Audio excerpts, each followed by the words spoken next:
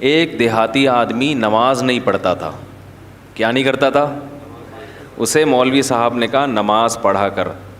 اس نے کہا کہ اگر میں نماز پڑھوں گا نا تو میری گائے بھینسوں کی رکھوالی کون کرے گا؟ مولوی صاحب نے کہا دیکھ نماز پڑھنے سے رزق میں برکت ہوتی ہے. تو نماز جب پڑھے گا تو تیری بھینسیں اور زیادہ دودھ دیں گی کیونکہ اللہ کی عبادت سے برکت ہوگی. تو ایک دن اس نے کہا چلو ٹرائی کرنے میں کوئی حرج نہیں ہے. فجر کی نماز پڑھی, گھر گیا تو ایک بھینس مر گئی. بھینس کیا ہو گئی؟ اس نے کہا یہ کیا ڈرامہ ہے یار.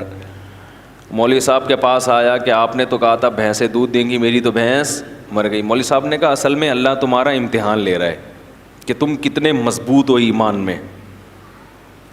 تو ایک دو ہوگا پھر اس کے بعد ڈبل ہو جائے گا دودھ. اس نے کہا چلو ٹھیک ہے. ظہر میں آیا, گیا, دوسری مر گئی. پھر امام صاحب کے پاس آیا. امام صاحب نے کہا ابھی امتحان کی کچھ کڑیاں کیا ہیں, سخت کڑیاں ہیں اور یہ ابھی کچھ گھڑیاں باقی ہیں امتحان کی. پھر آ گیا, عصر پڑھنے گیا تو ایک اور بھینس مر گئی. تو ایک کٹا ہوتا ہے نا بھینس کے چھوٹے چھوٹے بچے, وہ بہت شور مچا رہا تھا. تو یہ اس کو کہتا ہے زیادہ شور نہیں مچا, تو خالی 2 نفل کی مار ہے. تو کیا ہے, یعنی تیرے پیرنٹس کو مارنے کے لیے نا 4 فرض پڑھنے پڑے ہیں. وہ بڑے بڑے بھینسے تھے, تو اتنا سا ہے 2 نفل پڑھوں گا اور مر جائے گا. وہ کیوں نماز پڑھ رہا تھا؟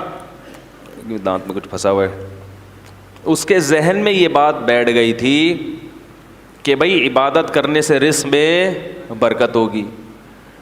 حالانکہ وہ یقیناً برکت ہوتی ہے, مگر عبادت رزق میں برکت کے لیے نہیں کی جاتی. وہ تو کرنی ہے, بھینس مرے یا زندہ رہے, فجر بھی پڑھنی ہے, ظہر بھی پڑھنی ہے, عصر بھی پڑھنی ہے, مغرب بھی پڑھنی ہے اور عشاء بھی پڑھنی ہے. کیوں؟